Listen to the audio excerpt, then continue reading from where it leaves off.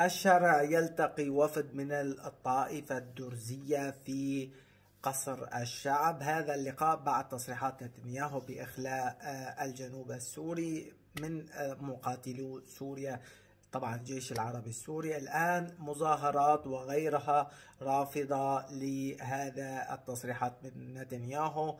طبعا هذا اللقاء يقطع الشك بما ظهر من ميليشيا تكوين عسكري وانقلابات. طبعا هذا الشيء لا يمثل كل جميع سويداء.